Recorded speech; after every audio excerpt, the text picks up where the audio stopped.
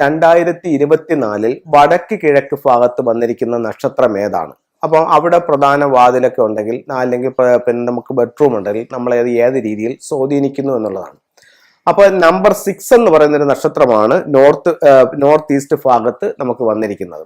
ഇപ്പൊ ഈ 6 എന്ന് പറയുന്ന നക്ഷത്രം നമുക്ക് ഒരുപാട് ഗുണങ്ങൾ തരുന്ന ഒരു നക്ഷത്രമാണ്. ഒന്ന്, നമുക്ക് ഒരു ശക്തി അത് തരും.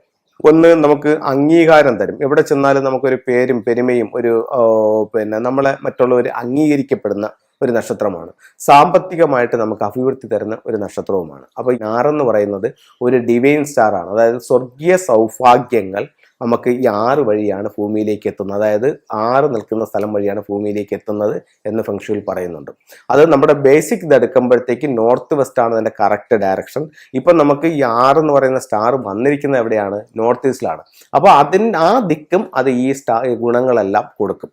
അപ്പോൾ വടക്ക് കിഴക്ക് ഭാഗത്ത് പ്രധാന വാതിലുള്ളവർക്കും അവിടെ ബെഡ്റൂം ഉള്ളവർക്കും ഇത്തരത്തിലുള്ള സൗഭാഗ്യങ്ങൾ ഈ 2024 കിട്ടാനുള്ള സാധ്യത വളരെ കൂടുതലാണ്. അപ്പൊ നമുക്ക് മറ്റൊരു കാര്യം വെച്ച് നോക്കുമ്പോൾ നമുക്കറിയാൻ പറ്റും, വടക്ക് കിഴക്ക് ഭാഗം നമ്മുടെ വാസ്തുപ്രകാരം എന്താ പറഞ്ഞിരിക്കുന്നത്? വടക്ക് കിഴക്ക് ഭാഗം വളരെയധികം വൃത്തിയായി സൂക്ഷിക്കേണ്ട ഒരു സ്ഥലമാണ്. ഇവിടെ ഭാരം വയ്ക്കാനോ മറയ്ക്കാനോ മറ്റ് നിർമ്മിതികളോ ഒന്നും ഇവിടെ പാടില്ല. വടക്ക് കിഴക്ക് നമ്മൾ വളരെ വൃത്തിയായി സൂക്ഷിക്കണം. അതെന്തുകൊണ്ടാണ് അത് പറയുന്നത്? അത് നമ്മുടെ ഭാരതത്തിന്റെ വാസ്തുപ്രകാരം എല്ലാ വീട്ടിലും ഒരു വാസ്തുപുരുഷനുണ്ട്. അപ്പോൾ ഈ വാസ്തുപുരുഷൻ ആ ഭൂമിയിൽ കിടക്കുന്നതായിട്ടാണ് പറയുന്നത്. അപ്പം വാസ്തുപുരുഷന്റെ ശിരസ് വരുന്ന ഭാഗം എവിടെയാണ്? വടക്ക് കിഴക്കാണ്. അപ്പോൾ വടക്ക് കിഴക്ക് ഭാഗം വളരെയധികം പവിത്രമായി കാണേണ്ട ഒരു സ്ഥലമാണ്.